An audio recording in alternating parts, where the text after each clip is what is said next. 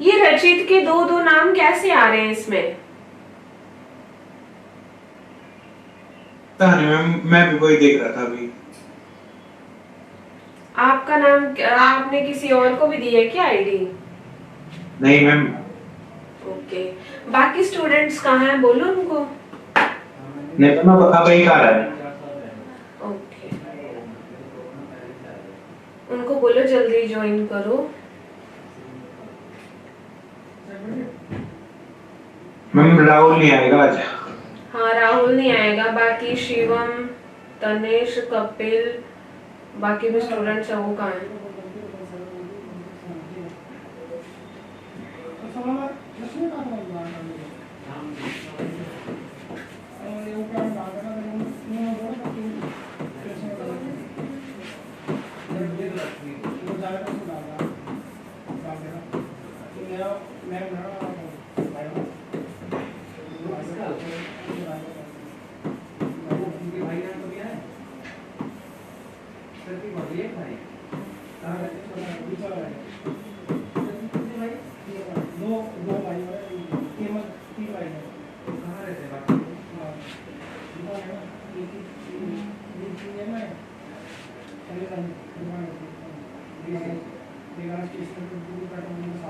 ये कौन है, राही कुमारी है, हमारी क्लास की स्टूडेंट है। अनम्यूट करो। कौन है ये राही कुमारी? अनम्यूट करो अपना स्पीकर।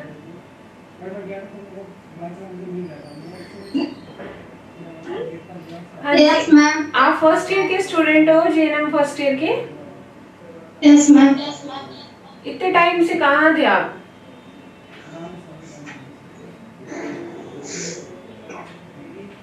चलो इसको वो कर दो, म्यूट कर दो। तो जैसे कि आप लोगों को पता है, कल हमने हेल्थ असेसमेंट जो आपकी थर्ड यूनिट है, ठीक है, वो स्टार्ट करी थी कम्युनिटी की, जिसमें हमने हेल्थ असेसमेंट की डेफिनेशन कर ली थी। और हेल्थ असेसमेंट में जो एक नॉर्मल ह्यूमन इंडिविजुअल के क्या कैरेक्टर होते हैं कि जिसको देख के हम बोल सकते हैं कि पर्सन हेल्दी है, वो हमने डिस्कस कर लिया था। उसके बाद हमने स्टार्ट किया था health assessment of different age group, जिसमें जो पहला एज ग्रुप हमने उठाया था वो कौन सा था?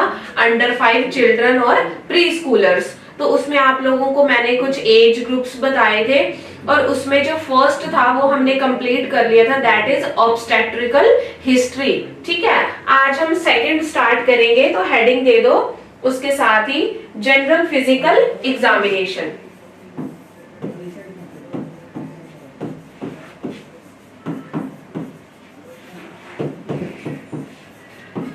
General physical examination.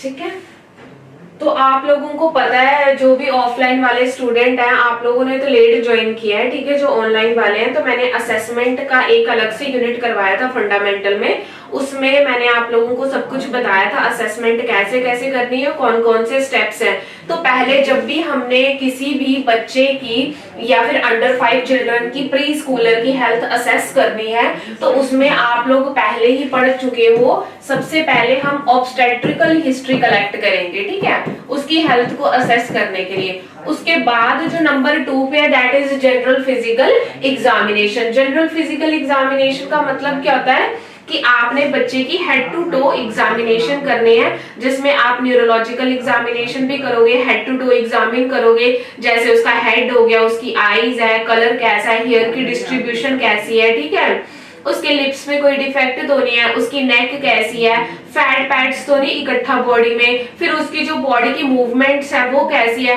तो ये मैं ऑलरेडी फंडामेंटल की यूनिट में कंप्लीट असेसमेंट आपको करवा चुकी हूँ, तो इसलिए मैं दोबारा रिपीट नहीं करूंगी इसको, ठीक है। तो जनरल फिजिकल एग्जामिनेशन में पॉइंट ऐड कर लो। फर्स्ट हम इसमें क्या करेंगे, बच्चे की फिजिकल एग्जामिनेशन, जो मैं आपको सिस्टम के अकॉर्डिंग सब कुछ करवा चुकी हूँ कि फिजिकल एग्जामिनेशन में क्या क्या आता है।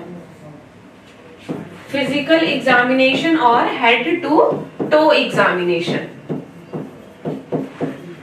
दोनों में से कुछ भी लिख सकते हो आप। जहां पे हम बच्चे को हेड से एग्जामिन करना स्टार्ट करेंगे और उसको हेड से लेके टो तक एग्जामिन करेंगे, उसकी लेग्स, उसके हेयर, उसकी आईज, उसके आईज का कलर, हेयर्स की डिस्ट्रीब्यूशन, ठीक है, हार्ट की साउंड, पल्स रेट, टेम्परेचर कितना, सारी चीजें देखेंगे। तो आप असेसमेंट वाली यूनिट में देख सकते हो जिसने नहीं देखा होगा। देन उसके बाद इसके साथ साथ हम क्या करेंगे, न्यूरोलॉजिकल एग्जामिनेशन। न्यूरोलॉजिकल एग्जामिनेशन, तो आप लोगों को पता है कि न्यूरोलॉजिकल एग्जामिनेशन में हम जो नर्वस सिस्टम है, जो मेंटल स्टेटस है पर्सन का, वो चेक करते हैं, जिसमें मैंने आपको कुछ स्केल लिखवाई थी, that is GCS scale, Glasgow coma scale लिखवाई थी। ये भी मैंने आपको करवाई हुई है पूरी कंप्लीट एक्सप्लेनेशन के साथ, ठीक है। तो जनरल फिजिकल एग्जामिनेशन में हम क्या करेंगे, फिजिकल एग्जामिन करेंगे पर्सन को, हेड टू टो एग्जामिन करेंगे, उसकी न्यूरोलॉजिकल एग्जामिनेशन करेंगे, और जितने भी उसके वाइटल साइंस होंगे वो भी इसी में आ जाएंगे फिजिकल एग्जामिनेशन में। वो भी आप सारे वाइटल साइन पेशेंट के चेक करोगे।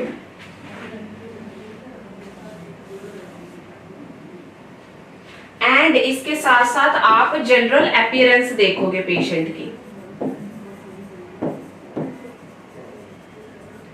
जैसे सपोज पेशेंट आपके पास आया, ठीक है, कोई चाइल्ड है, तो फर्स्टली आपने जनरल अपीयरेंस देखनी है, कपड़े कैसे पहने हुए हैं, पहनने का पैटर्न कैसा है, कपड़े धुले हुए हैं या फिर गंदे हैं, या फिर पेशेंट का जो फेस है, पेशेंट की बॉडी है, वो हाइजीनिक है या फिर अनहाइजीनिक है, नेल बड़े बड़े तो नहीं है, या फिर उनमें कोई इन्फेक्शन हो, स्किन में कोई इन्फेक्शन हो, बड़े बड़े लीजन्स और ब्लिस्टर्स हो, तो वो सारी चीजें आप कहाँ पे देखोगे, जनरल अपीयरेंस में। नॉर्मली पेशेंट को देखोगे, फिर उसके बाद आप जो भी physical examination, head to toe examination और उसका न्यूरोलॉजिकल एग्जामिनेशन करोगे, जो मैं आपको ऑलरेडी वेल एक्सप्लेनेशन के साथ बता चुकी हूँ। नेक्स्ट थर्ड कंपोनेंट इसका है, that is growth and nutritional assessment.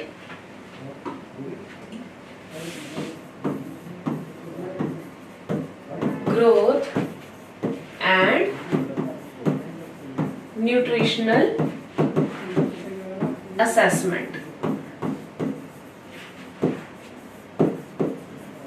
तो फर्स्ट आपने पढ़ लिया कि ऑब्स्टेट्रिकल हिस्ट्री लेंगे, जिसमें बर्थ, प्रेगनेंसी के बारे में पूछते हैं, बच्चे की डिलीवरी कैसे हुई थी।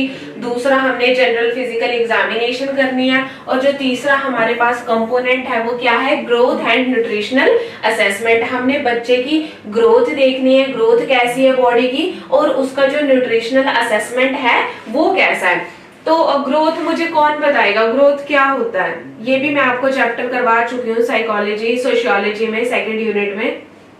ग्रोथ क्या होता है, मुकेश पता है आपको ग्रोथ किसको बोलते हैं?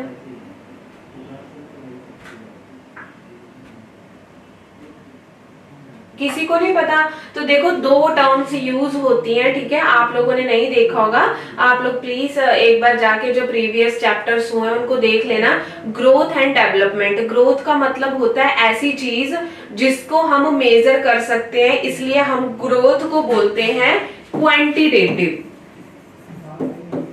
ये एग्जामिनर भी पेपर में क्वेश्चन जरूर पूछता है, इसको ध्यान से देख लेना।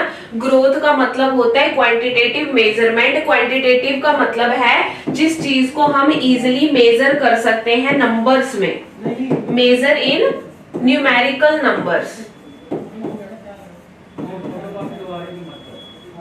ठीक है। तो यहाँ पे ग्रोथ का मतलब क्या है, जब आप बच्चे की ग्रोथ की बात कर रहे हो तो इट मीन्स आप क्वांटिटेटिव मेजरमेंट की बात कर रहे हो, जहाँ पे आप बच्चे की ग्रोथ को देखोगे और उसको किस में देखोगे, आप न्यूमेरिकल नंबर्स में। और अगर आप डेवलपमेंट की बात करो तो डेवलपमेंट का मतलब होता है क्वालिटेटिव, जिसकी कोई न्यूमेरिकल वैल्यूज नहीं है, कोई भी नंबर नहीं है, आप खाली टास्क के थ्रू पर्सन की डेवलपमेंट चेक कर सकते हो। जैसे आपने कोई सम दे दिया, आपने कोई काम दे दिया, सपोज बच्चा 10 साल का है, लेकिन आपने उसको जो 5 साल वाले बच्चे का टास्क दिया उससे वो भी कंप्लीट नहीं हो रहा, इट मींस बच्चे की डेवलपमेंट पूरी नहीं हुई है। और अगर आपको ग्रोथ चेक करनी है तो आप क्या क्या चेक करेंगे यहाँ पे, दैट इज वेट।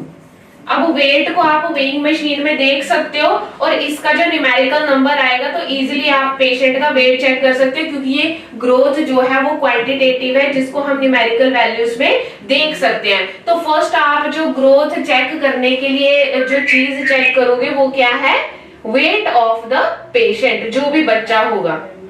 नेक्स्ट जो हम चेक करेंगे दैट इज हाइट। तो हाइट भी क्वांटिटेटिव है, क्योंकि आप हाइट को भी स्केल में मेजर कर सकते हो, ठीक है। और अगर छोटे बच्चे का करना है उसके लिए इन्फेंटोमीटर होगा, उसमें आप देख सकते हो। नेक्स्ट थर्ड लिखो मिड आर्म सरकमफ्रेंस।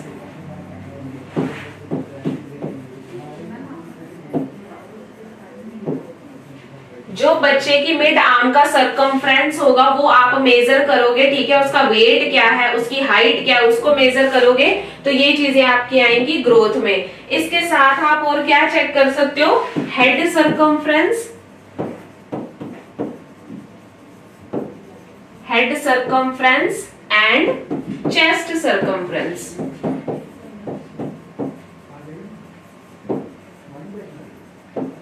तो अगर आपको बच्चे की ग्रोथ देखनी है तो आपको उसका क्या क्या देखना पड़ेगा, उसका वेट मेजर करना पड़ेगा, हाइट देखनी पड़ेगी, मिड आर्म सरकमफ्रेंस देखना पड़ेगा। आप इंच टेप का यूज कर सकते हो, ठीक है, या फिर जो भी इंस्ट्रूमेंट पड़े होंगे। देन हेड सरकमफ्रेंस देखोगे, जो भी उसका पूरा ये हेड होता है उसका सरकमफ्रेंस देखोगे कितना है। देन उसकी चेस्ट का सरकमफ्रेंस देखोगे।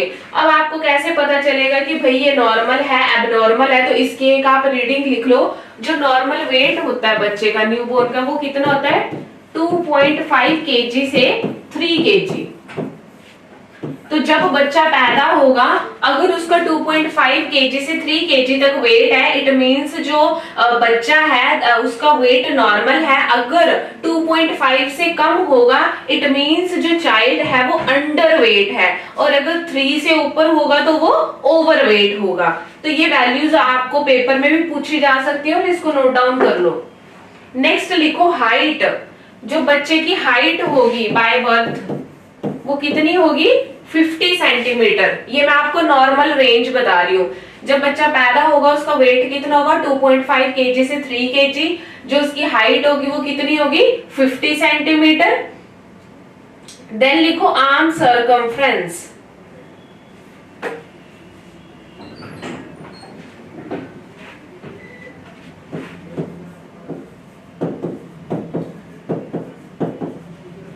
आर्म सरकमफ्रेंस या फिर मिड आर्म सरकमफ्रेंस आप लिख सकते हो। 8.2 से 9.7 सेंटीमीटर होगा नॉर्मल चाइल्ड का।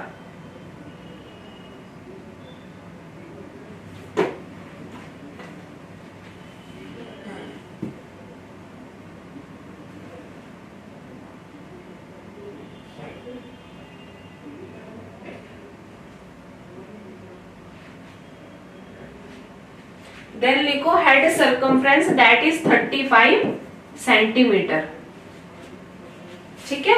और जो इसका चेस्ट का सरकमफ्रेंस होगा दैट इज 31 सेंटीमीटर। तो ये नॉर्मल वैल्यूज हैं। आपको एग्जामिनर भी पेपर में पूछ सकते हैं, क्योंकि अगर आप कम्युनिटी एरिया में जाएंगे, ठीक है, वहां पे पोस्टिंग लगती है बच्चों की, तो बच्चे वहां पे जाके जितने भी छोटे छोटे बच्चे होते हैं उनकी height, weight, mid arm circumference, head और चेस्ट सरकमफ्रेंस मेजर करते हैं। तो आपको एटलीस्ट इनकी नॉर्मल वैल्यूज पता होनी चाहिए, क्योंकि अगर आपको नॉर्मल वैल्यू नहीं पता होगी तो आपको एबनॉर्मल का पता नहीं चलेगा। तो जो नॉर्मल वेट है दैट इज 2.5 to 3 केजी, और जो हाइट है वो 50 सेंटीमीटर होगी। जो मिड आर्म का सरकमफ्रेंस आएगा वो होगा 8.2 से 9.7 सेंटीमीटर, और हेड का कितना होगा 35 सेंटीमीटर, और चेस्ट का कितना होगा 31। अब आप यहाँ पे वैल्यू देख सकते हो। जो हेड का सरकमफ्रेंस है बाय बर्थ वो कितना है, 35, मतलब वो चेस्ट के सरकमफ्रेंस से बड़ा है। लेकिन जैसे जैसे बच्चा ग्रो करेगा, बड़ा होगा, तो जो चेस्ट का सरकमफ्रेंस होगा वो बढ़ता जाएगा, और जो हेड का सरकमफ्रेंस होगा वो छोटा होता जाएगा। तो इस चीज का भी आपने ध्यान रखना है। समझ आ गई यहां तक सबको?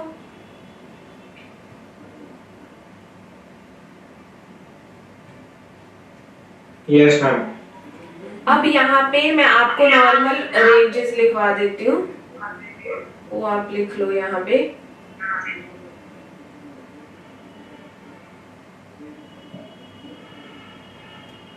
अब जैसे मैंने आपको लिखवाया है नॉर्मल वेट, नॉर्मल हाइट, ये सारे सरकमफ्रेंस, तो अब आप कम्युनिटी एरिया में जाओगे तो आपको न्यूबॉर्न की जगह थोड़े और बड़े बच्चे मिलेंगे, तो आपको कैसे पता चलेगा कि भाई वो माल न्यूट्रिशन में जा रहे हैं, अंडर न्यूट्रिशन है या ओवर न्यूट्रिशन है। तो उसको चेक करने का भी तरीका है। ये मैंने आपको नॉर्मल रेंजेस लिखा दिया। अब मैं आपको बताऊंगी कि किस हिसाब से बच्चे का वेट इंक्रीज होता है, ठीक है।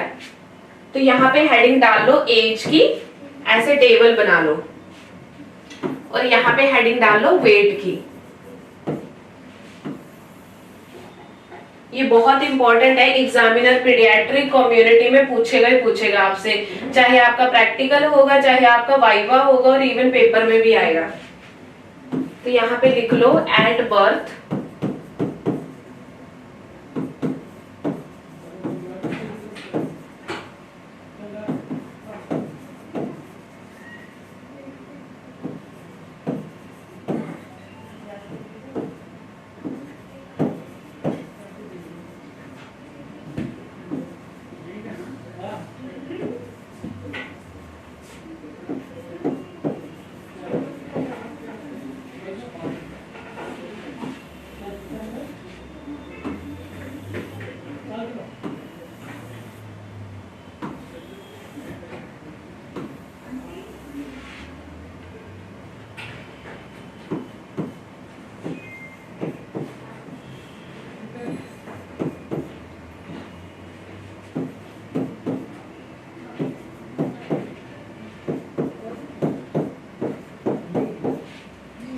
तो यहाँ पे आप इसको टेबल की फॉर्म में बना के लिख लो कि जब बच्चा पैदा होगा एट बर्थ, तो आप देख सकते हो उसका वेट जो होगा यहाँ पे जितना होगा, सपोज 2 kg है, ठीक है, तो यहाँ पे हम 2 kg एंटर कर देंगे या 3 kg, जितना भी बच्चे का वेट होगा।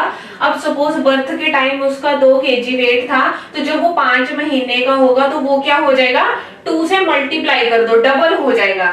जब वो 5 महीने का हो जाएगा, डबल हो जाएगा। जब वो 1 साल का होगा तो वो 3 गुना और बढ़ जाएगा। जब वो 2 साल का होगा 4 गुना बढ़ जाएगा। जब वो 3 साल का हो जाएगा तो 5 गुना और बढ़ जाएगा। जब 7 साल का हो जाएगा तो 7 गुना उसका वेट बढ़ जाएगा। तो ये एक पैटर्न होता है जिसके हिसाब से हम जाके जब बच्चे का वेट चेक करते हैं तो हमें पता चलता है कि अच्छा, अगर बच्चा 1 साल का है तो अगर यहाँ पे जो वेट है बच्चे का अब बर्थ के कंपैरिजन 3 गुना बढ़ना चाहिए। अगर 3 गुना नहीं बढ़ा होगा, इट मीन्स जो बच्चा है वो उसको प्रॉपर न्यूट्रिशन नहीं मिल रही, वो अंडर वेट है।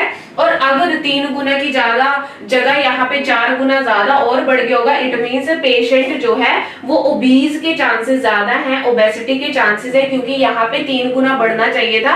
अगर बच्चे का 4 गुना बढ़ गया, इट मीन्स वो ओवर न्यूट्रिशन हो रहा है। तो ये एक पैटर्न होता है जिससे हम पता चलाते हैं कि कौन से मंथ में, ईयर में बच्चे का कितना वेट इंक्रीज होना चाहिए, ठीक है। तो नॉर्मल अगर आपको कोई पूछेगा तो अप्रोक्स यहां तक 7 साल तक पूछेगा, ठीक है।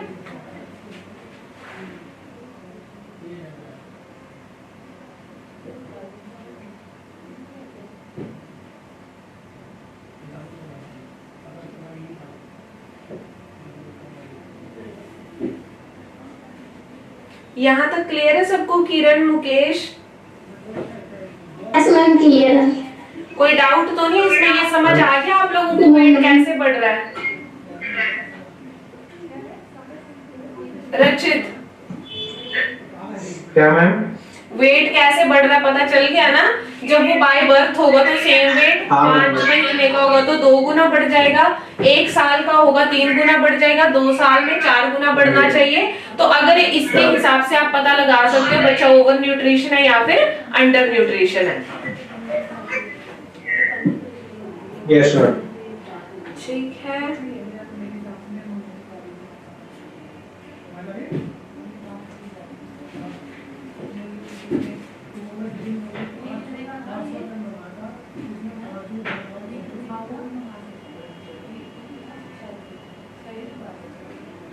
अब ऐसे जैसे आपने वेट का ये बना लिया डायग्राम में, आगे चलो।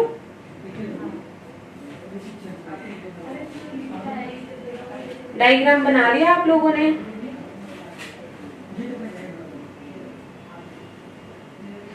हाँ या ना में बोलो, मैं आगे चलूं या नहीं? बना रहे हो अभी?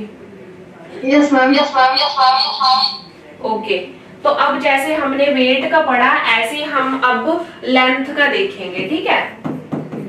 अब आपने बच्चों की जाके लेंथ भी मेजर करनी है, तो आपको कैसे पता चलेगा? तो एट बर्थ से स्टार्ट कर लो आप। यहाँ पे ऊपर एज और यहाँ पे हेडिंग दे दो हाइट की, हाइट और लेंथ। क्योंकि छोटा बच्चा है तो उसकी अभी हम हाइट मेजर नहीं करेंगे, उसका सेंटीमीटर में इंक्रीज होगा तो हम उसकी लेंथ मेजर करेंगे, ठीक है। तो बर्थ के टाइम कितना होगा बच्चा? 50 सेंटीमीटर।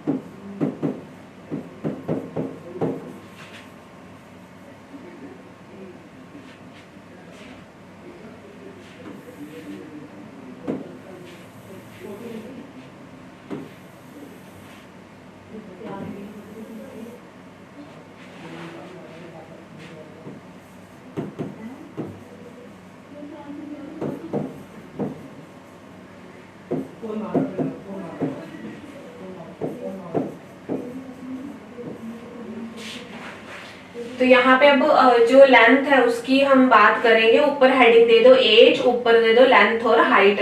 तो जब बच्चा पैदा होगा, आपको मैंने नॉर्मल रेंज करवा दी, कितनी होगी उसकी? 50 सेंटीमीटर होगी। और 1 साल में वो कितनी गेन करेगा? कम से कम उसको 25 सेंटीमीटर और ज्यादा उसकी जो हाइट और लेंथ है वो गेन करनी चाहिए। जब वो 2 साल का हो जाएगा तो 12 सेंटीमीटर बढ़नी चाहिए। और जब 2 से 5 साल के बीच में होगा तो 5 सेंटीमीटर से कम उसकी होनी चाहिए। यहाँ पे इंक्रीमेंट होना चाहिए 5 या 5 सेंटीमीटर से कम। जब 5 से 10 साल का होगा 4 सेंटीमीटर या 4 से थोड़ा कम, जैसे 3, 3.5 इतनी बढ़नी चाहिए उसकी हाइट। तो ये एक पैटर्न है, जैसे जैसे एज बढ़ती जाएगी जो हाइट का इंक्रीमेंट है वो कम होता जाएगा। तो एज के हिसाब से जो इसकी कम से कम 5 से 10 साल तक इतनी हाइट उसकी इंक्रीज होनी चाहिए पर ईयर के हिसाब से।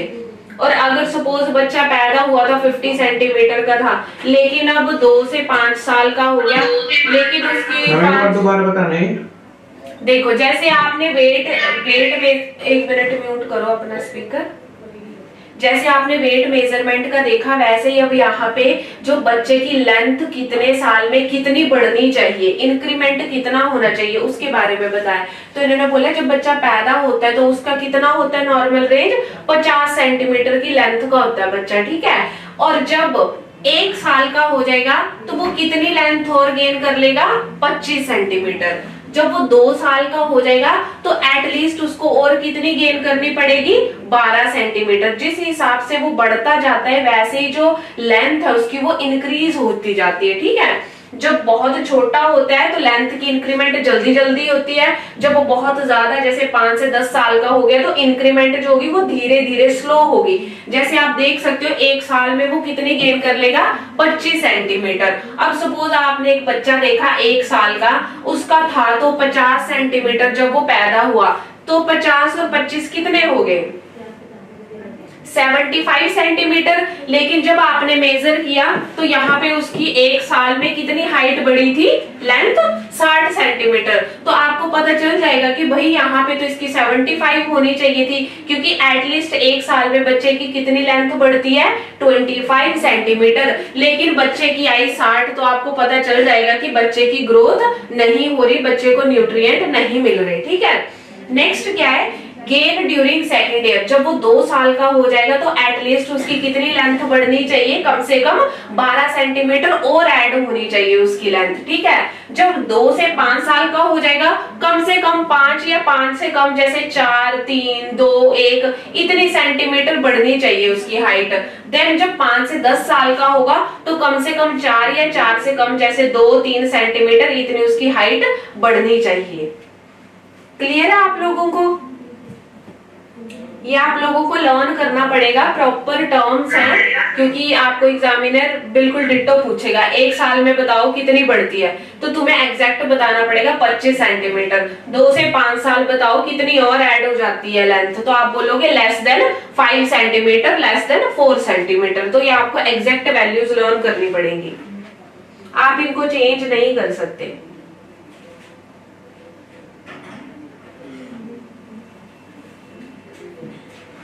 हो गए यहां तक? देन मैं एडोलेसेंट का लिखवाऊं आपको। मैम हो गया। यहाँ पे मेंशन कर लो, चाहे आप आगे करना है तो आगे कर लो। इन एडोलेसेंट्स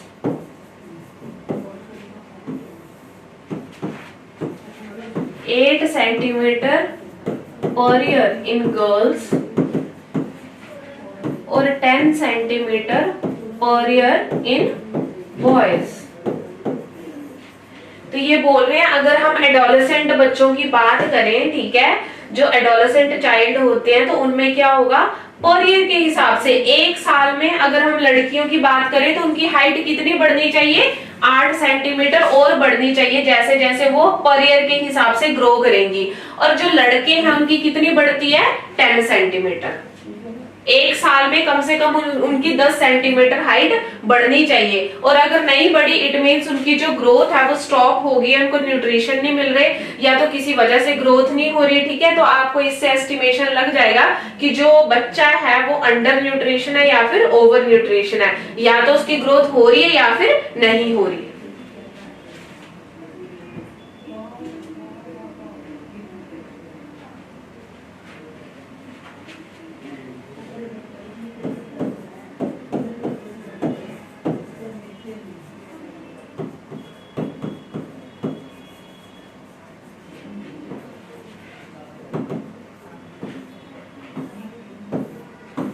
इसको ऐड कर लो, जो 8 सेंटीमीटर लड़कियों की बढ़ेगी वो किसके बीच में कितने साल में बढ़ेगी, 12 से जब वो 16 साल की होगी। और जो लड़के हैं उनकी कितनी बढ़ती है, जब वो 14 से 18 साल के बीच में होंगे, तो कम से कम उनकी 10 सेंटीमीटर बढ़नी चाहिए। और जब लड़कियां 12 से 16 साल की होंगी तो उनकी 1 साल में कम से कम 8 सेंटीमीटर हाइट बढ़नी चाहिए। अगर नहीं बढ़ेगी तो इट मीन्स बच्चे की ग्रोथ नहीं हो रही।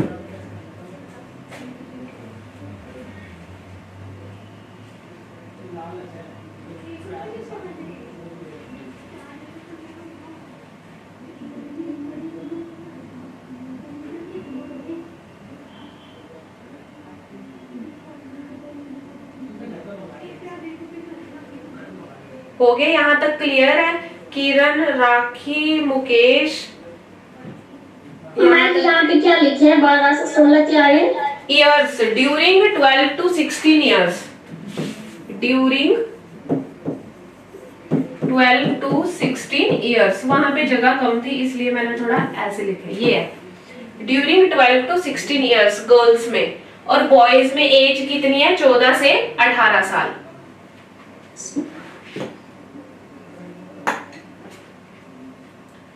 हो गया यहां तक? मुकेश क्लियर है यहां तक? चलो अब जैसे हमने लेंथ का करा, अब वैसे ही हम किसका करेंगे, हेड सर्कमफ्रेंस का।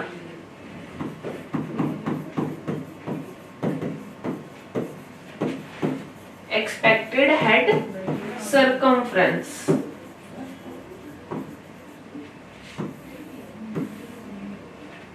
ये बात जरूर याद रखनी है कि जब बच्चा पैदा होगा तो क्या होगा, सबसे ज्यादा सर्कमफ्रेंस किसको होता है, बताओ, अभी पीछे बताया था। देखा हाँ, मैम हेड का या चेस्ट का? हेड का ज्यादा होता है, चेस्ट का कम होता है। जैसे जैसे एज बढ़ती जाती है तो चेस्ट बड़ी होती जाती है और हेड का साइज क्या होता है, कम होता जाता है। तो ये चीज भूलनी नहीं है आप लोगों ने, मैंने अभी थोड़ी देर पहले बताया था, आप लोग फिर भूल गए। अपने फेस से याद रखो ना, अभी आपकी चेस्ट का सरकमफ्रेंस ज्यादा है, हेड का क्या है, छोटा है। लेकिन जब बच्चा पैदा होता है तो किसका ज्यादा होता है, हेड का ज्यादा होता है, और जो चेस्ट है उसका कम होता है। समझ आ रहा है? बेबी देखा ना आप लोगों ने, छोटा नहीं देखा होगा तो देख लेना एक बार, आपको आइडिया आ जाएगा। ये छोटी छोटी बातें एग्जामिनर आपसे पूछेगा।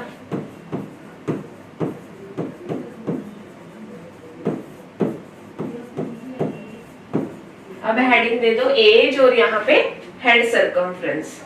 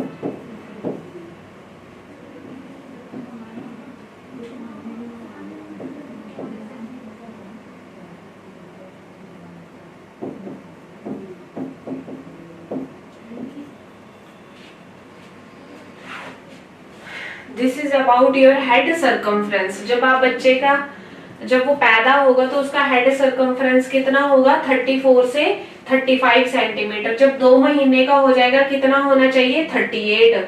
3 महीने में 40 होना चाहिए, 4 मंथ्स में 41, 6 मंथ्स में 42 से 43 सेंटीमीटर। जब 1 साल का हो जाएगा तो कितना होना चाहिए, 45 से 46।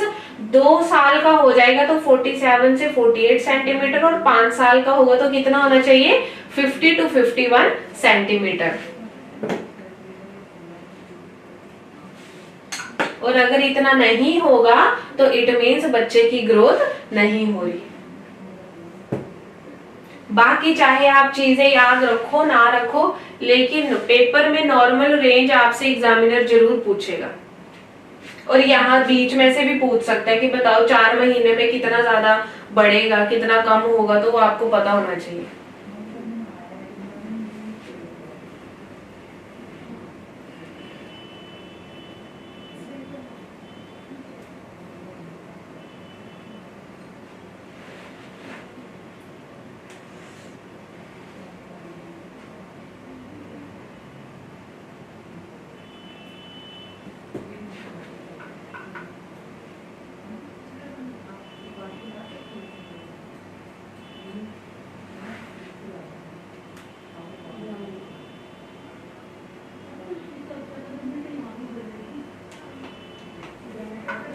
सो यहाँ पे आपका ग्रोथ और न्यूट्रिशनल असेसमेंट से आगे हम क्या करेंगे, असेसमेंट ऑफ डेवलपमेंट। यहाँ तक हो गया? यस मैम, हो गई। नेक्स्ट लिखो असेसमेंट ऑफ डेवलपमेंट। आपको पता है ना, पहले ऑब्स्टेट्रिक हिस्ट्री के बारे में पढ़ा, देन जनरल फिजिकल एग्जामिनेशन, तीसरा था ग्रोथ एंड न्यूट्रिशनल असेसमेंट, और अब चौथा कौन सा है, असेसमेंट ऑफ डेवलपमेंट। सॉरी,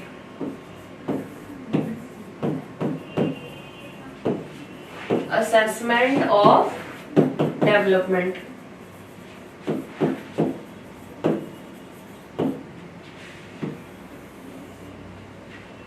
ठीक है, assessment of development.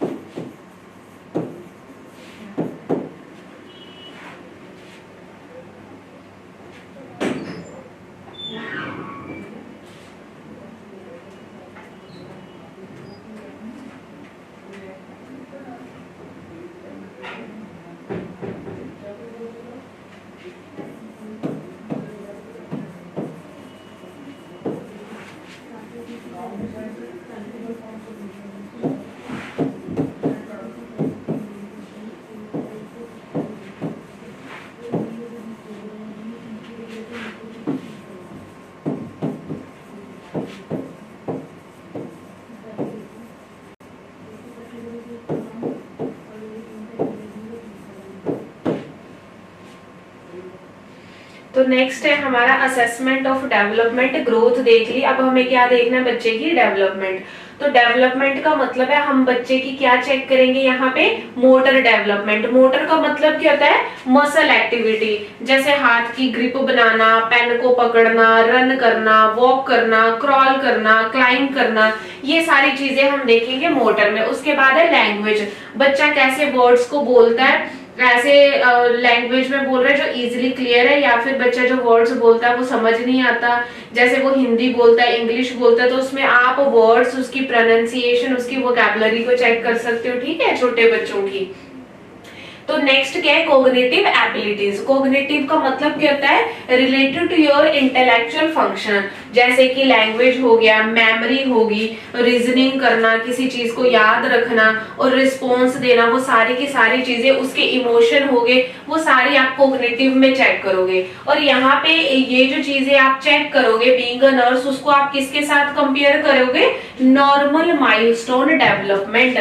Normal milestone development का मतलब होता है कि जिस पर्टिकुलर एज में जितनी बच्चे की ग्रोथ होनी चाहिए उसके हिसाब से बच्चे की ग्रोथ हुई है या फिर नहीं हुई है। तो नॉर्मल माइलस्टोन डेवलपमेंट में आप इजीली चेक कर सकते हो उसके साथ कंपेयर। जैसे अब आप लोगों को पता है 1 साल का बच्चा होगा तो वहां पे वो क्राई करना, सक करना, ठीक है, क्रॉल करना सीखता है। तो अगर वो चीजें नहीं हो रही तो इट मीन्स यहाँ पे बच्चे की डेवलपमेंट नहीं हो रही। फिर आपको पता है 3 साल का बच्चा क्या होता है, फुली टॉयलेट ट्रेनिंग ले लेता है, बोलना स्टार्ट कर देता है। तो यहाँ पे आप लैंग्वेज को और उसकी मोटर एबिलिटी को चेक कर सकते हो। अगर नहीं होगी इट मींस बच्चे की डेवलपमेंट नहीं हो रही। तो यहाँ पे जो भी आप चीजें चेक करोगे उसको माइलस्टोन डेवलपमेंट का जो चार्ट होगा उसके साथ आप कंपेयर करोगे, जहां पे एज ग्रुप के हिसाब से मेंशन होगा कि कौन सी एज में बच्चा कौन कौन सी एक्टिविटी करता है। तो अगर वो एक्टिविटी वो बच्चा नहीं करता होगा तो आपको इजिली आइडेंटिफाइड हो जाएगा कि बच्चे की डेवलपमेंट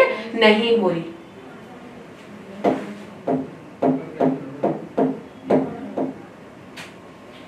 ठीक है, इसको राइट डाउन कर लो।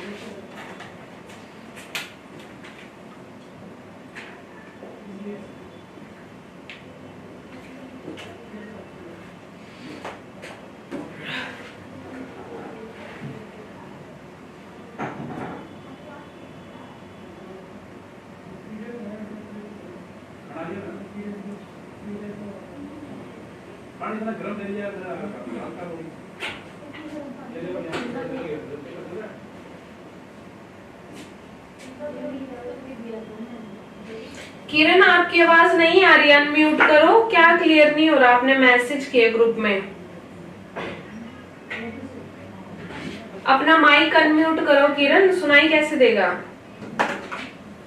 मेरा माइक अनम्यूट है। हाँ म्यूट था पहले, अभी अनम्यूट हुआ है, फिर से तुमने म्यूट कर दिया। अनम्यूट करो। हाँ अब बोलो। Yes ma'am. हाँ बोलो, क्या हुआ, कहाँ पे दिक्कत आ रही है। नहीं मैम, लिख लिया हम पूरा। भाई आपने ग्रुप में लिखा मैम क्लियर नहीं हो रहा। मैम वो लिंक शो नहीं हो रहा था। अच्छा लिंक शो नहीं हो रहा।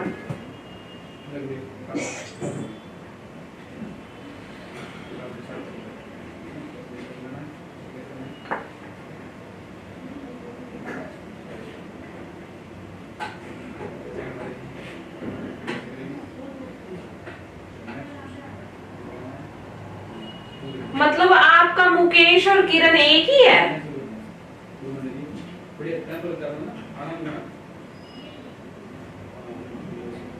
नहीं मैम।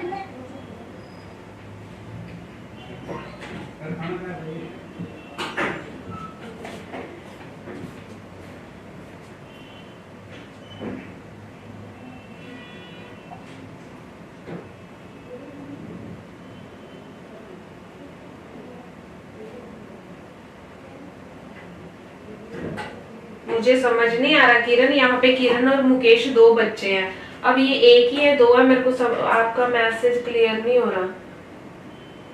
नाम किरण है, ओके चलो जो भी है अभी क्लियर हो गया ना, चलो अभी नेक्स्ट स्टार्ट करते हैं, ठीक है। यहाँ तक क्लियर है सबको? रचित, Yes. राखी, राखी कुमारी, यस मैम। आपका तो फर्स्ट डे है ना आज, तो नेक्स्ट हम करेंगे दैट इज चाइल्ड न्यूट्रिशन। इसके बाद जो हम डेवलपमेंट में देखेंगे दैट इज चाइल्ड न्यूट्रिशन।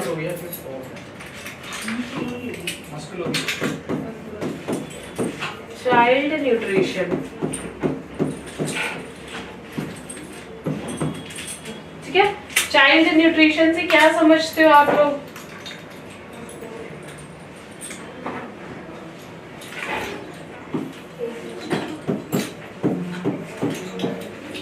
यहाँ पे हम चाइल्ड का न्यूट्रिशन स्टेटस चेक करेंगे, means child is assessed for feeding pattern,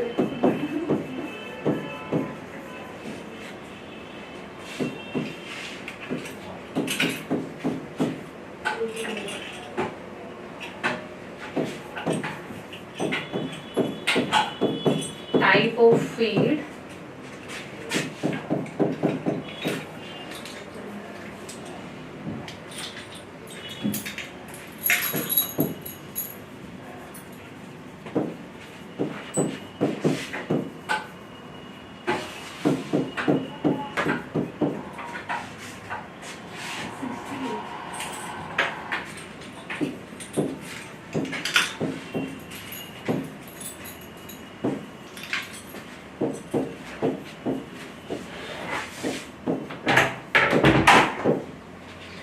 तो यहाँ पे जो नेक्स्ट है आपका दैट इज चाइल्ड न्यूट्रिशन, ठीक है।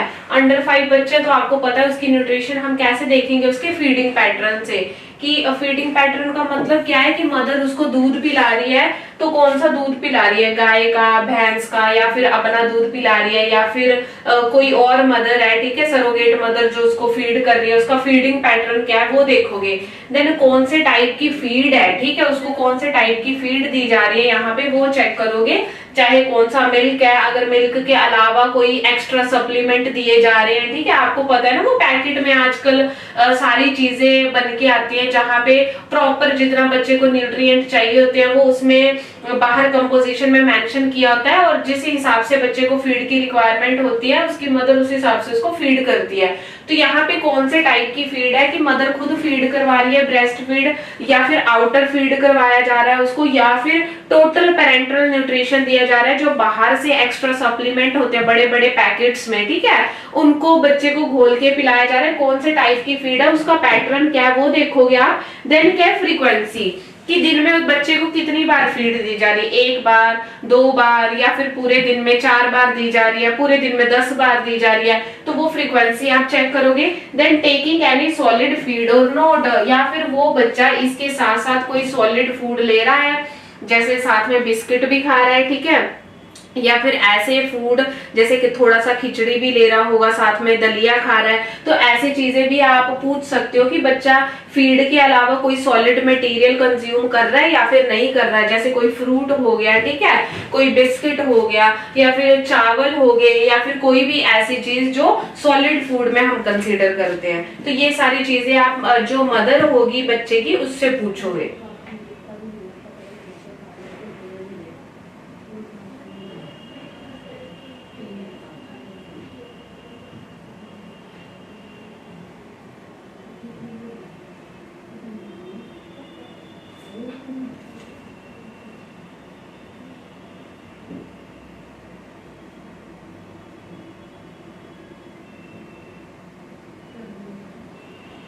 ठीक है, यहाँ तक क्लियर है?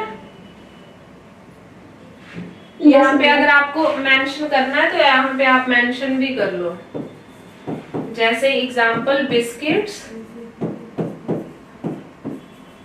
एग्स या फिर पोटैटोज। बच्चा फीड के साथ मदर जैसे होता है ना, एज के हिसाब से थोड़ा थोड़ा सॉलिड फूड देना भी स्टार्ट कर देते हैं मिल्क के अलावा, तो ऐसी कोई चीज बच्चा ले रहा है या नहीं वो भी आप पूछोगे, उसमें एग्जाम्पल ऐड कर लो।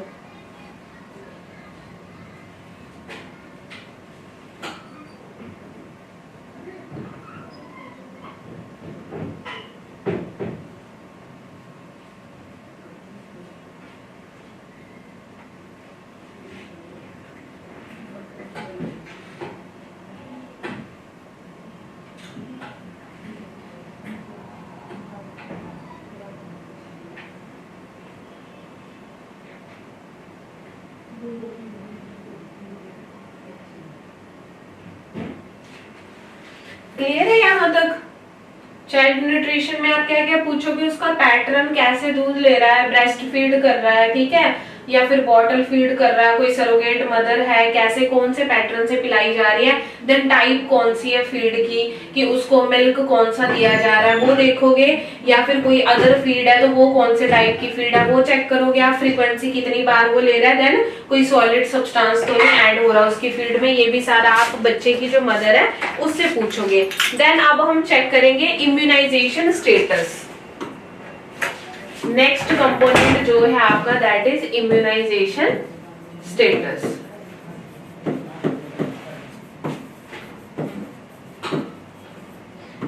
इम्यूनाइजेशन का मतलब क्या है?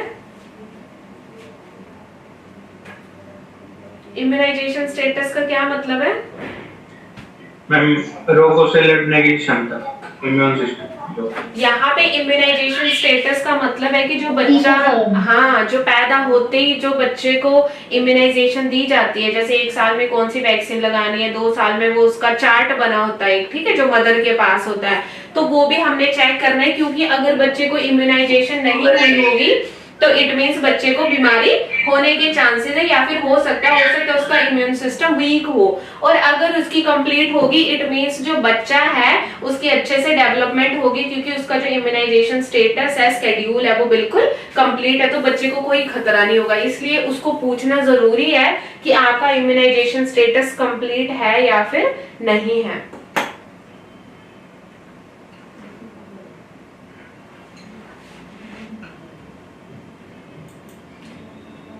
मेरी आवाज आ रही है सबको?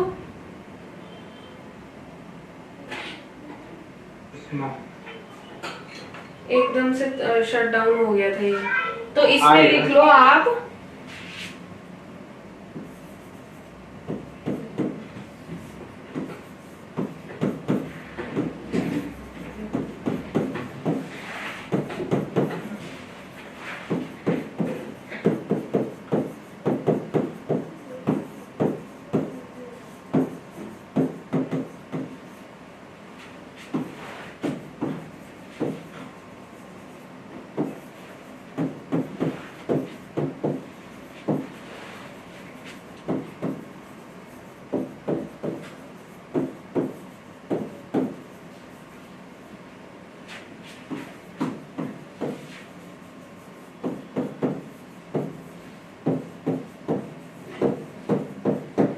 तो इसमें क्या करेंगे आप, आपने चाइल्ड की मदर को पूछना है और उससे इंफॉर्मेशन कलेक्ट करनी है कि आपके बच्चे का जितना भी इम्यूनाइजेशन टीकाकरण का जो शेड्यूल बनाया हुआ था या जो भी डॉक्टर नर्स ने बताया था वो कंप्लीट हुआ है या फिर नहीं हुआ है। तो आप कौन कौन सी वैक्सीन के लिए पूछोगे, एग्जाम्पल BCG, DPT, आपको पता नहीं ये वाली वैक्सीन देते हैं हम बच्चों को, ठीक है, DPT, polio and then measles. तो ये बच्चे का इम्यूनाइजेशन स्टेटस कंप्लीट है, उसने पूरी करवाई है, टीकाकरण नहीं करवाया, वो आप बच्चे की मदर से पूछ सकते हो।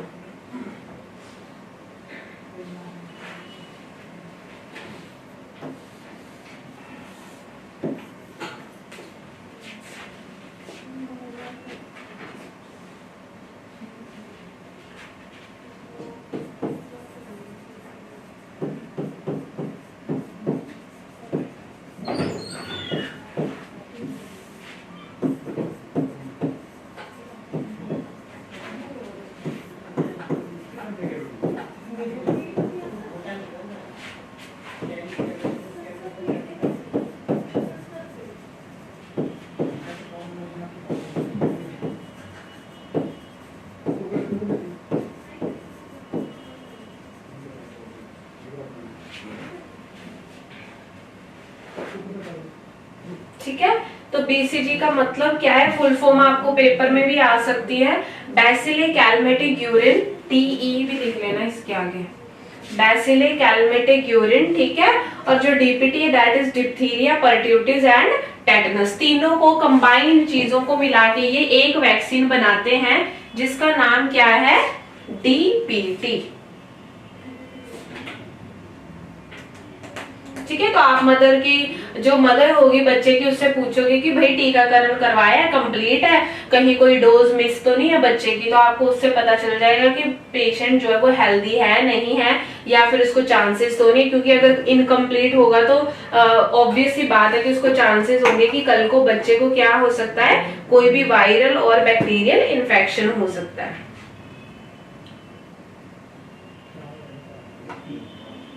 यहाँ तक क्लियर है आप लोगों को?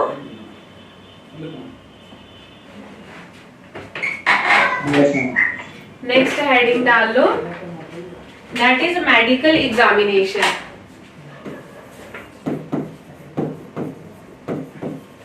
Medical examination. अब आपने ये सारी चीजें कर ली, उसके बाद आप बच्चे का मेडिकली एग्जामिन करोगे।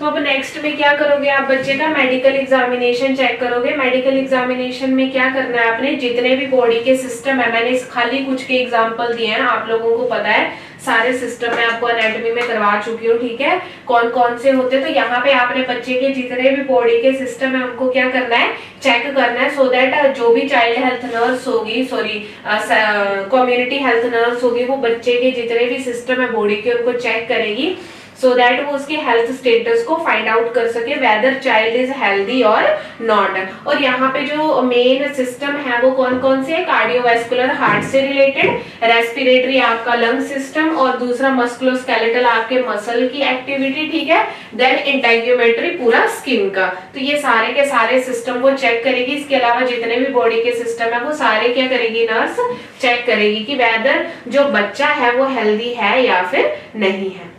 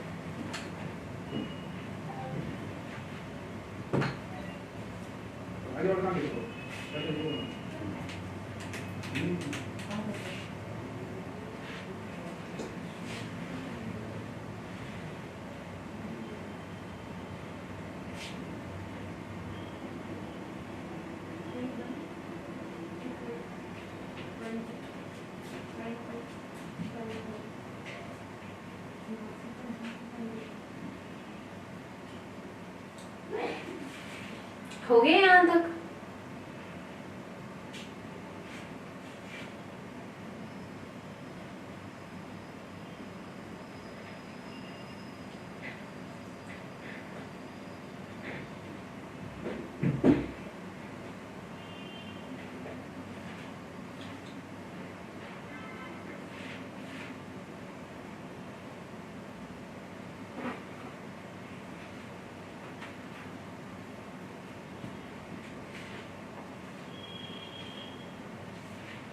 हो गया? Yes ma'am. नेक्स्ट हेडिंग डालो मेडिकल हिस्ट्री। और मेडिकल एग्जामिन कर लिया, उसके बाद 9th कंपोनेंट आ रहा है आपका, दैट इज मेडिकल हिस्ट्री। अब सपोज पेपर में ये आपको क्वेश्चन 5 नंबर का आता है ना, तो डिटेल काफी है इसकी, तो आपने ये कंपोनेंट मिस नहीं करने, कंपोनेंट आपने सारे लिखने, खाली उसके अंदर आपने 2-2 लाइनें लिख देनी है हेडिंग में जो मेन है कि ये चेक करेंगे, ये चीजें इसमें चेक करेंगे, लेकिन आपके कंपोनेंट पूरे कंप्लीट होने चाहिए तभी नंबर मिलेंगे इसमें। नेक्स्ट लिखो मेडिकल हिस्ट्री।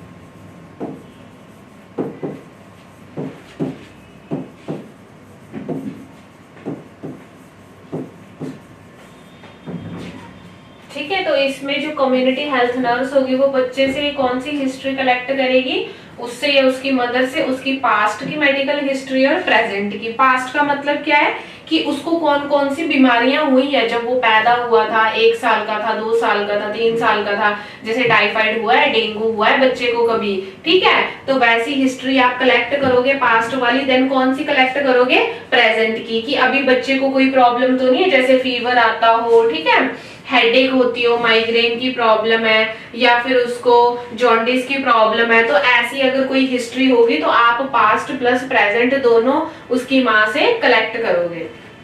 और बच्चे को भी पूछ सकते हो कि उसको कोई साइन एंड सिम्टम तो नहीं है जिसकी वजह से जो उसकी हेल्थ है वो डे बाय डे खराब हो रही है। नेक्स्ट लिखो 9th, यहां तक हो गया। 9th लिखो फैमिली हिस्ट्री।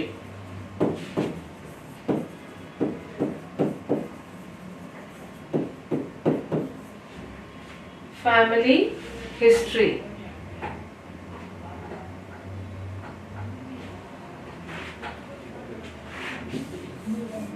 टेंथ है ना मैम? हाँ 10th, सॉरी अगले से ही कर लेते हैं, यहाँ पे जगह नहीं है।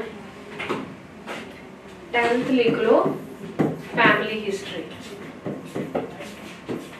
क्योंकि अगर आपको कल को हो सकता है कि प्रैक्टिकल हो ना इसका, कम्युनिटी हेल्थ नर्सिंग अलग से आपकी स्पेशलिटी भी आएगी आगे, तो जब आप ये बनाओगे पूरा हेल्थ असेसमेंट का तो आपको पूरे कंपोनेंट लिखने पड़ते हैं, चाहे आप डिटेल कम कर दो, लेकिन अगर आपने कंपोनेंट मिस कर दिए तो आपको मार्क्स पूरे नहीं मिलेंगे, ठीक है, क्योंकि हमें हर एक हिस्ट्री जो है वो कलेक्ट करनी पड़ती है, तभी हम डिक्लेयर कर सकते हैं कि जो बच्चा है वो हेल्दी है या फिर नहीं है। नेक्स्ट है हमारी फैमिली हिस्ट्री।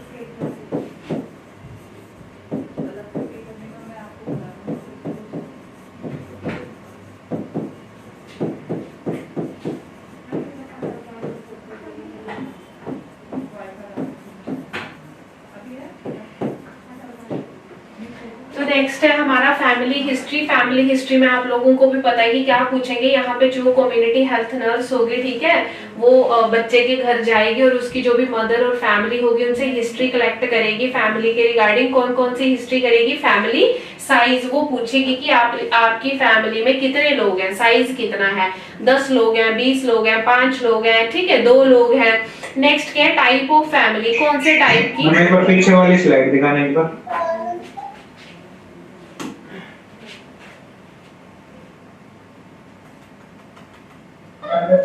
हो गया आपका। तो यहाँ पे वो क्या पूछेंगे, फैमिली का साइज। फैमिली का साइज मतलब कितने फैमिली के मेंबर हैं, कितने लोग रहते हैं, 5, 10, 20, कितने, ठीक है। नेक्स्ट क्या है, टाइप ऑफ फैमिली, कौन से टाइप की फैमिली है, न्यूक्लियर है या फिर कौन सी फैमिली होती है, जॉइंट फैमिली है, सिंगल पेरेंट फैमिली है, चाइल्डलेस फैमिली है, कौन सी फैमिली है वो पूछेंगे। देन फैमिली का इन्वायरमेंट, इन्वायरमेंट कैसा है, लड़ाई झगड़ा होता है फैमिली में या फिर फैमिली बहुत अच्छी है, सब लोग एक दूसरे से कोऑपरेट करते हैं, हेल्प करते हैं, ठीक है, उसके बारे में पूछोगे। देन क्या पूछोगे, any physical and mental illness in family, बच्चों को छोड़ के फैमिली में किसी को कोई मानसिक तौर पे या फिर शारीरिक तौर पे कोई बीमारी तो नहीं है, ये पूछोगे। क्योंकि अगर फैमिली में किसी को मेंटल या फिर फिजिकल इलनेस होगी, इट मीन्स कि वो इलनेस होने के चांसेस बच्चे को भी होंगे। तो आप ये हिस्ट्री उससे कलेक्ट करोगे।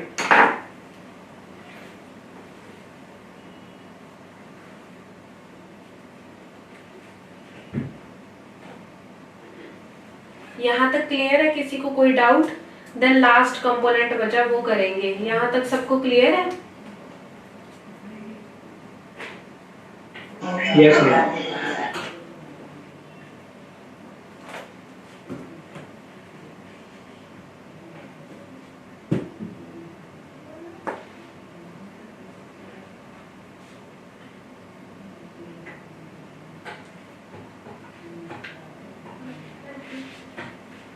हो गए यहां तक, आगे चलो। मुकेश, किरण, राखी, हो गया। Yes ma'am. नेक्स्ट जो 10th कंपोनेंट है that is mother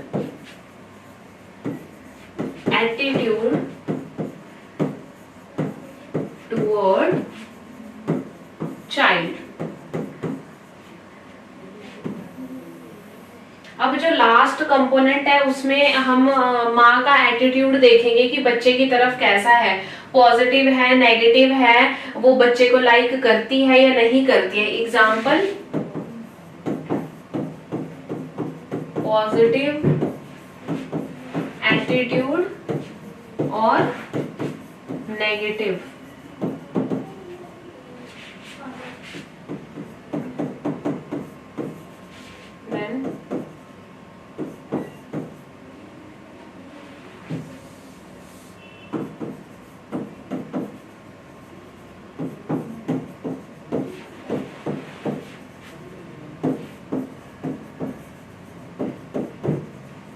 mother practices for child. तो यहाँ पे आप माँ का एटीट्यूड देखोगे, पॉजिटिव है, नेगेटिव है। प्रैक्टिसेस का मतलब क्या है कि वो क्या क्या कर रही है बच्चे के लिए, जैसे बच्चे की केयर करना, उसको टाइम पे फीड करवाना, सुलाना, उसकी हेल्प करना, उसको इमोशनल सपोर्ट देना। तो अगर ये चीजें माँ बच्चे के लिए कर रही होगी, इट मीन्स उसका बच्चा ऑटोमेटिकली हेल्दी होगा।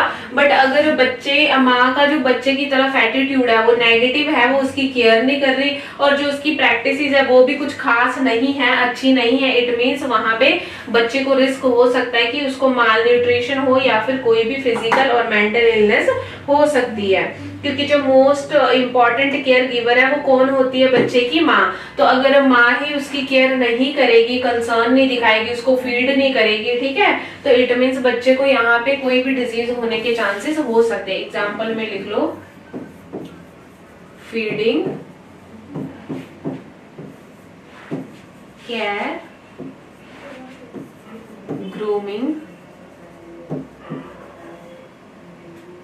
ठीक है, फीड करना, केयर करना, बच्चे को ग्रूम करना, ये सारी चीजें आप क्या करोगे, उसकी चेक करोगे।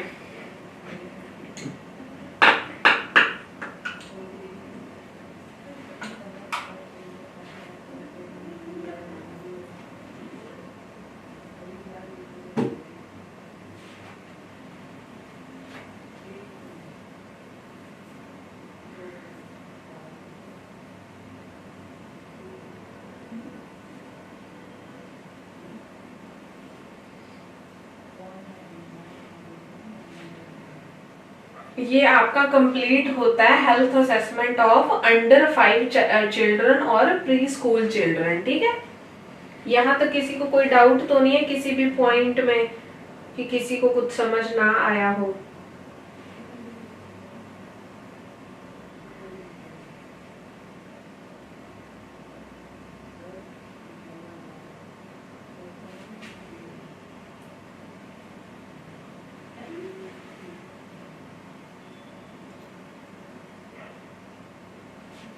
नेक्स्ट हेडिंग डालो,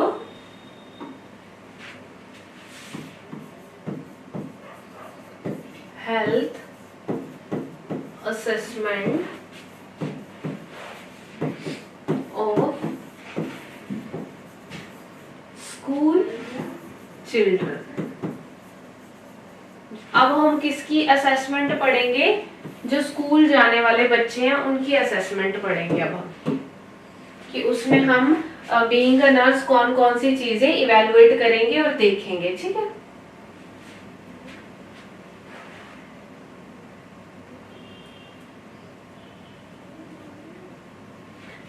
फर्स्ट हेडिंग डालो, that is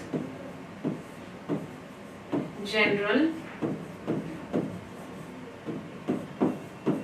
physical examination.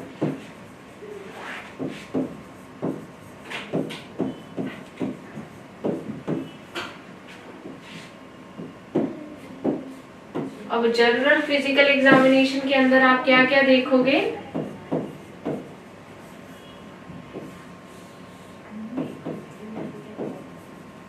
Head to to, इसको भी असेस करना पड़ेगा आपको हेड टू टो तक।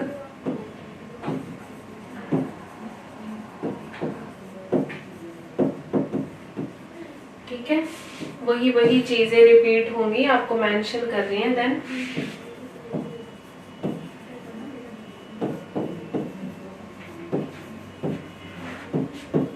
Anthropometric assessment, example height, wait,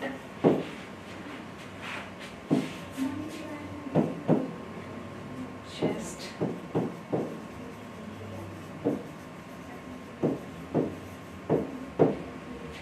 यहाँ तक नोट डाउन कर लो। जनरल फिजिकल एग्जामिनेशन करेंगे इस बच्चे का। सबसे पहले वही हेड टू टो आपने देखना है उसको। हेड टू टो में आप लोगों को मैंने असेसमेंट में करवा दिया क्या क्या देखते हैं। देन एंथ्रोपोमेट्रिक असेसमेंट है, वो मैंने आपको पीछे पूरा करवा दिया, जिसमें हम height, weight, head, chest, arm circumference देखते हैं। That is anthropometric assessment. और कितने ईयर में, कितने मंथ में कितनी बढ़ती है, मैंने वो भी आपको बता दिया। ठीक है, तो वो आपको सारा देखना है। देन लिखो न्यूट्रिशनल असेसमेंट।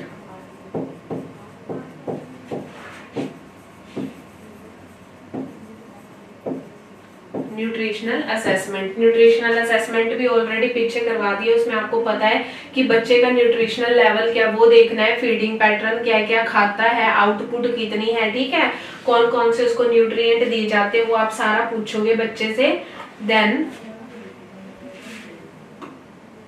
डी लिखो,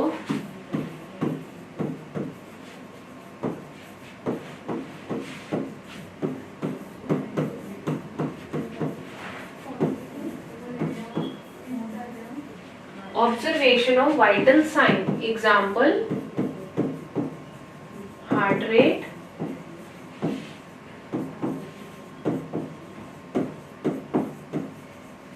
blood pressure, temperature, pulse rate,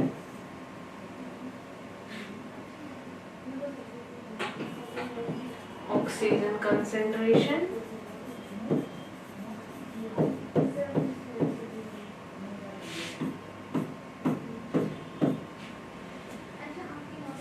और एक है that is your breathing rate.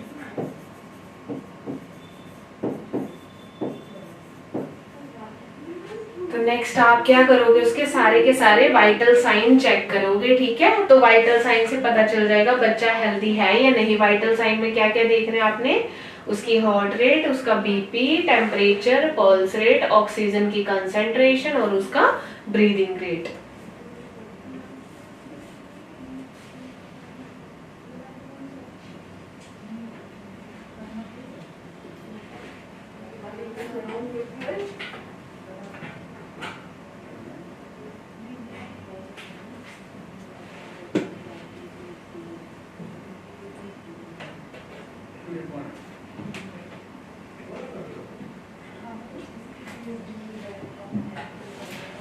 Normal मैंने आपको सारी ये चीजें करवाई हुई है, नॉर्मल हार्ट रेट कितना है, बीपी कितना है, टेम्परेचर कितना है, सारा आपको फंडामेंटल में मैं करवा चुकी हूँ।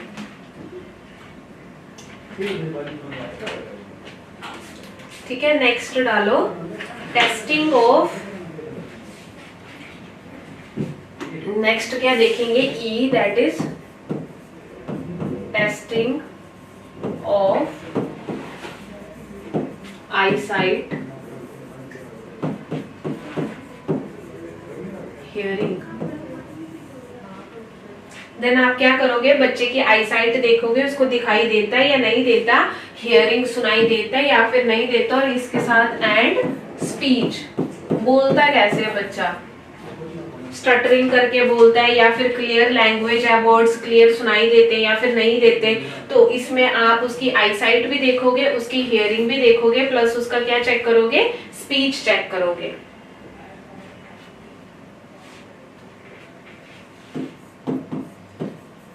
देन एफ में लिखो एग्जामिनेशन ऑफ स्टूल, यूरिन, और उसका आप क्या करोगे, स्टूल कैसा है, कलर कैसा है, स्मेल कैसी है, यूरिन कैसा है, बर्निंग सेंसेशन तो नहीं होती, बच्चे को जलन तो नहीं होती यूरिन जब वो पास करता है, ठीक है, वो चेक करोगे, उसके टेस्ट करवाओगे lab, and then blood test करोगे, उसका ब्लड सैंपल लेके उसका ब्लड टेस्ट करोगे, ये भी चेक करोगे, सो दैट आपको इजीली पता चल जाएगा लैब रिपोर्ट में कि पेशेंट की जो वैल्यूज है नॉर्मल है या नहीं है, नहीं होंगी इट मींस पेशेंट को कोई ना कोई इलनेस होगी जो इजीली आइडेंटिफाई हो जाएगी।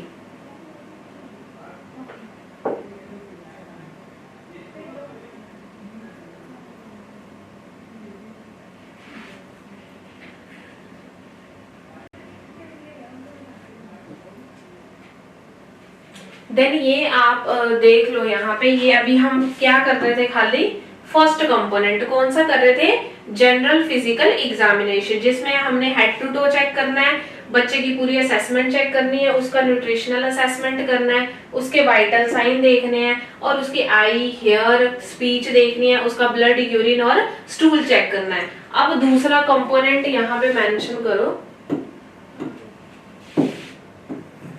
वो फर्स्ट कंपोनेंट था, अब आएगा दूसरा component that is medical examination. Medical examination मैंने आपको पीछे अंडर 5 चिल्ड्रन में अभी अभी करवाया है, ठीक है, तो आप वहां से सेम उसको कॉपी कर लेना। मेडिकल एग्जामिनेशन में क्या क्या होता है, जिसमें हम मेडिकल चेकअप करते हैं सारे बॉडी सिस्टम का, और उसकी पास्ट प्रेजेंट हिस्ट्री लेते हैं और फैमिली हिस्ट्री लेते हैं, ठीक है।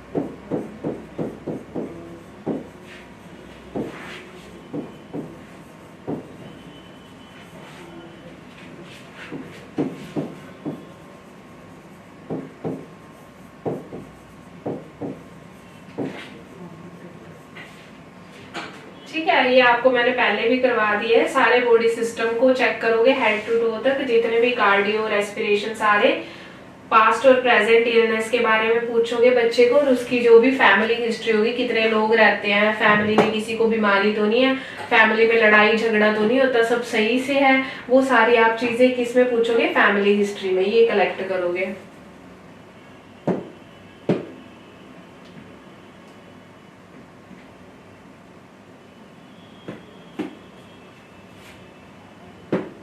राखी, आपको समझ आ रहा है? आपकी आज फर्स्ट क्लास है।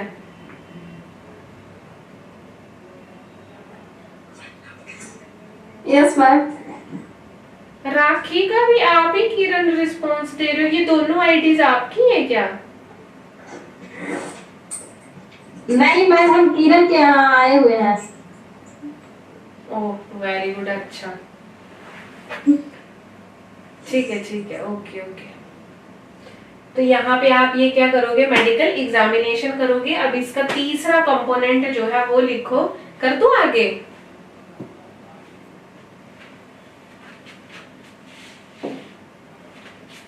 देन इसका थर्ड मेन कंपोनेंट है, that is dental examination.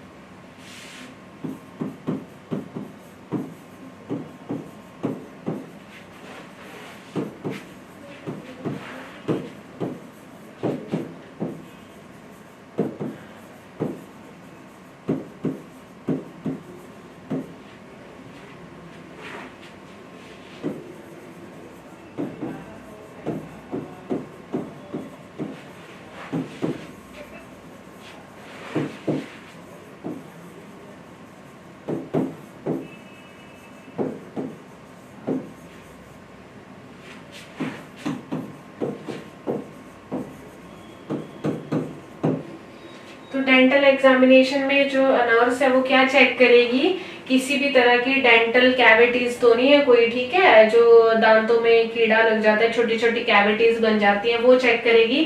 Then किसी भी तरीके के कोई भी डेंटल इश्यूज या प्रॉब्लम देखेगी। ब्लीडिंग गम्स तो नहीं है, जैसे ब्लड निकलता है गम से, ठीक है, वो चेक करेगी। Then foul smell in the child, या फिर उसके मुंह से कोई गंदी स्मेल आती हो, ये सारी चीजें नर्स क्या करेगी, चेक करेगी।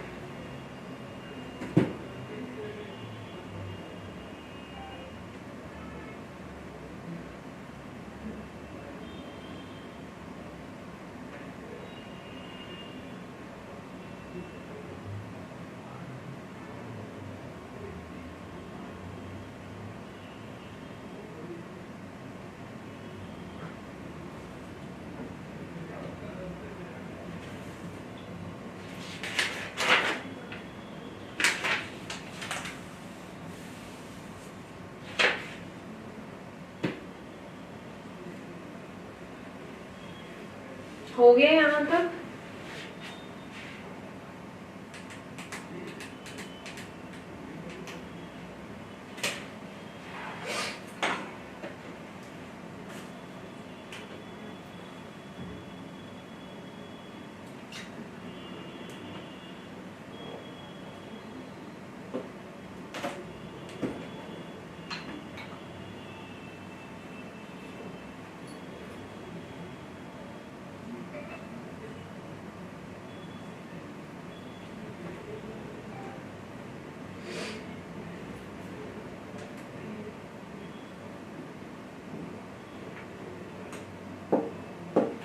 हो गया सबका यहाँ तक कंप्लीट है? Yes ma'am. नेक्स्ट हेडिंग डालो, हेल्थ असेसमेंट ऑफ एडोलेसेंट्स।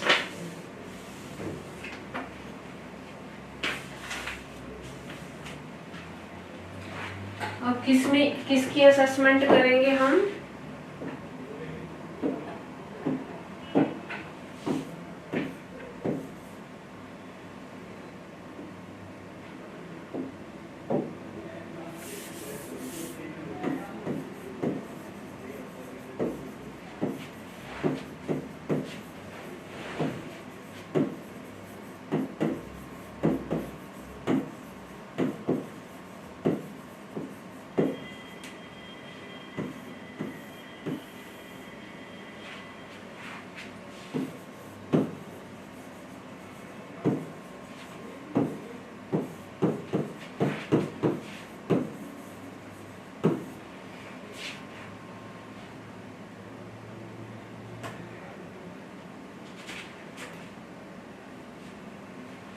तो अब हम एडोलेसेंट एज ग्रुप की पढ़ेंगे, ठीक है। इसमें असेसमेंट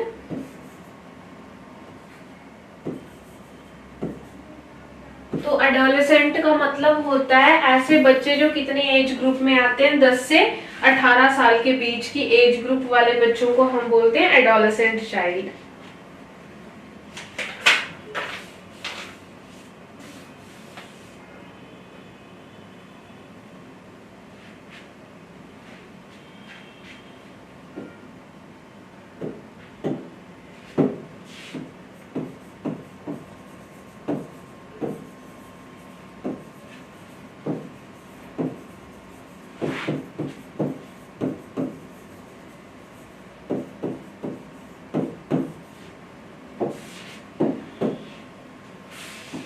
तो इसमें जो हेल्थ असेसमेंट है उसमें हम क्या क्या चेक करेंगे? First, physical health,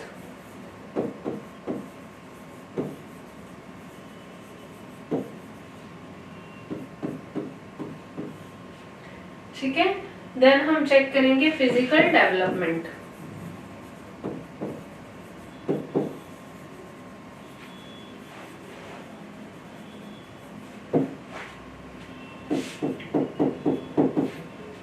then third लिखिए फिजियोलॉजिकल साइकोलॉजिकल डेवलपमेंट।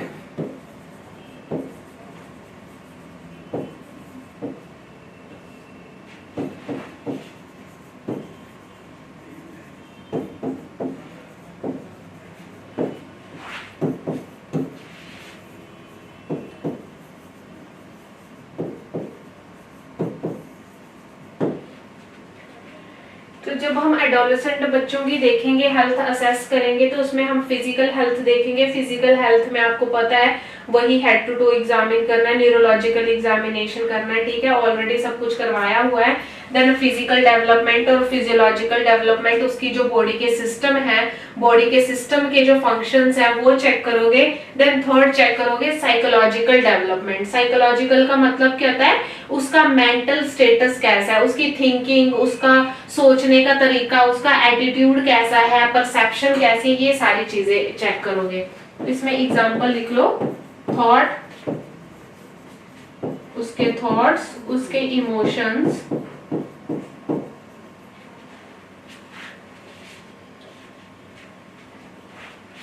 और यहाँ पे लिख लो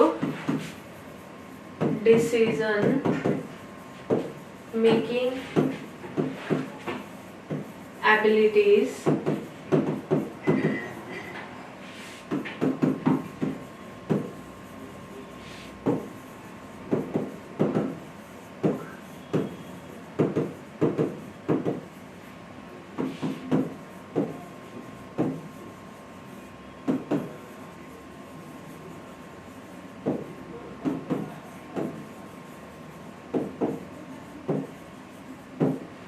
ठीक है। तो अगर साइकोलॉजिकल में आप मेंटल स्टेटस से रिलेटेड क्या चीजें चेक करोगे, जैसे उसका डिसीजन लेने की जो एबिलिटीज हैं, डिसीजन कैसा लेता है, सही लेता है, नहीं लेता, खुद लेता है या उसको कोई और बोलता है डिसीजन लेने के लिए, वो उसकी एबिलिटी देखोगे आप। प्रॉब्लम सॉल्व करने की कितनी एबिलिटी, क्षमता है उसमें, वो चेक करोगे। देन मेमोरी, चीजें कितनी उसको याद रहती हैं या फिर वो चीजों को भूल जाता है, याद नहीं रहती, वो आप चेक करोगे। उसकी लैंग्वेज क्या है, क्लियर वर्ड्स हैं या फिर समझ नहीं आते, लैंग्वेज बहुत ज्यादा जल्दी बोलता है, फास्ट स्पीड है, वो चीज चेक करोगे आप। देन उसकी एडजस्टमेंट की, अगर कभी लाइफ में ऐसे सिचुएशन आए जहां पे उसको स्ट्रेस फेस करना पड़े तो उस चीज में वो कैसे एडजस्ट करता है, उसको कैसे कोप अप करता है, वो चेक करोगे।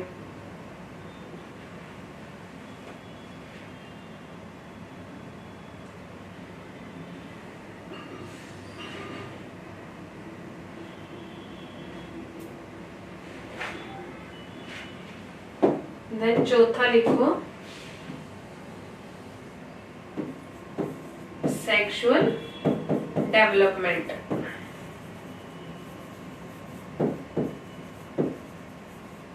सेक्सुअली कितना बच्चा डेवलप हुआ है वो चेक करोगे सेक्सुअल डेवलपमेंट में। देन न्यूट्रिशनल स्टेटस देखोगे बच्चे का।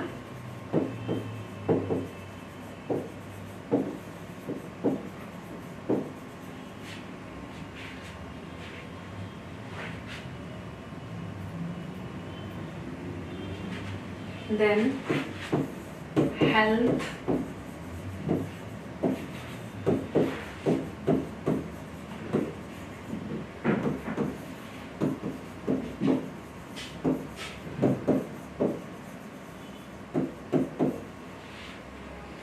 देन सेक्सुअल डेवलपमेंट के बाद उसका न्यूट्रिशन कैसा है वो चेक करोगे, उसका हेल्थ को लेके क्या एटीट्यूड है, नेगेटिव है पॉजिटिव है, क्या सोचता है हेल्थ को लेके, ठीक है। हेल्थ हैबिट्स कैसी हैं, जैसे डेली जिम जाना, योगा करना, अच्छा खाना खाना, ऐसी चीजें, या फिर बुरी आदतें हैं जैसे कि स्मोक करना, अल्कोहल पीना, वो सारी चीजें चेक करोगे हेल्थ हैबिट में।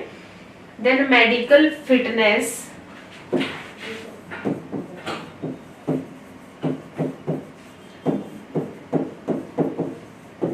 Medical fitness and family history.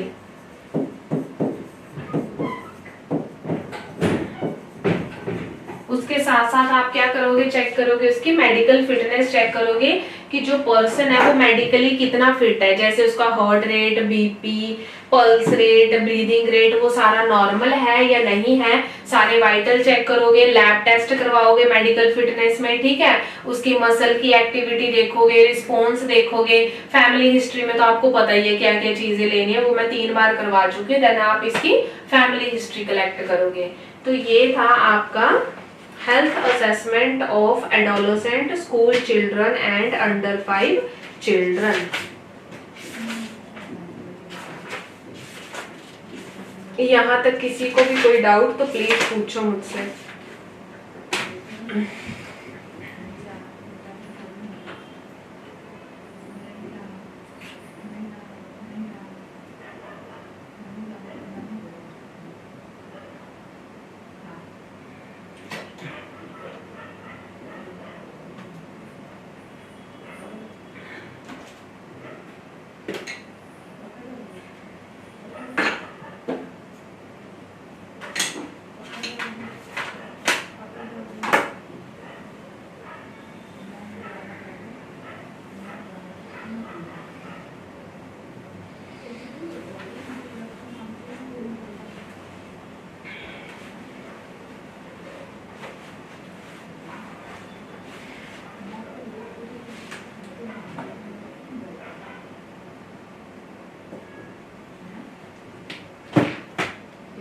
हो गए यहाँ तक मुकेश, किरण, राखी, समझ आ गया यहाँ तक?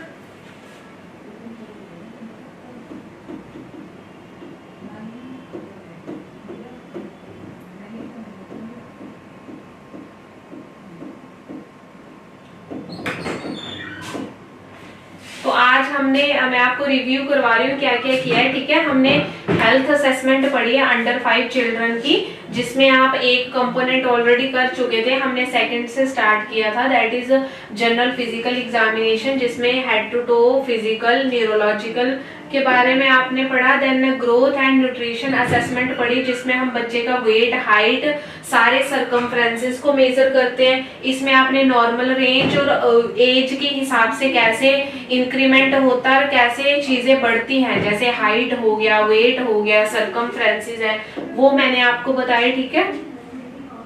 अगर आपका छूट गया बीच में तो आप बता देना मुझे, वहां स्टॉप कर दूंगी। देन हमने पढ़ा कि एडोलेसेंट में कैसे होता है, वो चीजें करी हमने। उसके बाद जो हेड सरकमफ्रेंस है नॉर्मल और एज के हिसाब से कितना इंक्रीज होता है उसके बारे में हमने पढ़ा। देन हमने पढ़ा असेसमेंट और डेवलपमेंट, कि हम डेवलपमेंट को असेस कैसे करेंगे उसके बारे में पढ़ा। देन चाइल्ड न्यूट्रिशन, उसका फीडिंग पैटर्न पढ़ा हमने। देन उसका immunization schedule, then medical examination, then medical history, जिसमें हम पास्ट और प्रेजेंट मेडिकल हिस्ट्री कलेक्ट करते हैं। Then family history, then mother का एटीट्यूड। देन उसके बाद हमने स्टार्ट किया स्कूल चिल्ड्रन की हेल्थ असेसमेंट, जिसमें हमने कुछ चीजें डिस्कस करी, that is general physical examination, head to toe examination, anthropometric assessment, chest circumference और न्यूट्रिशनल असेसमेंट। देन हमने पढ़ा ऑब्जर्वेशन ऑफ वाइटल साइन, जिसमें हम सारे के सारे जितने भी वाइटल साइन है उनको ऑब्जर्व करते हैं, जैसे heart rate, BP, temperature, pulse, oxygen की कंसेंट्रेशन, ब्रीदिंग रेट, इसके नॉर्मल एबनॉर्मल सारी रीडिंग मैं आपको फंडामेंटल में करवा चुकी हूँ। नेक्स्ट क्या है, टेस्टिंग ऑफ आईसाइट, हियरिंग और स्पीच चेक करोगे, स्टूल, यूरिन, ब्लड के बारे में। देन मेडिकल एग्जामिनेशन पढ़ा, फिर हमने डेंटल पढ़ा और उसके बाद हमने किसकी असेसमेंट पढ़ी, एडोलेसेंट की। So this is about your health assessment of child, school going children और एडोलेसेंट्स। किसी को कोई डाउट?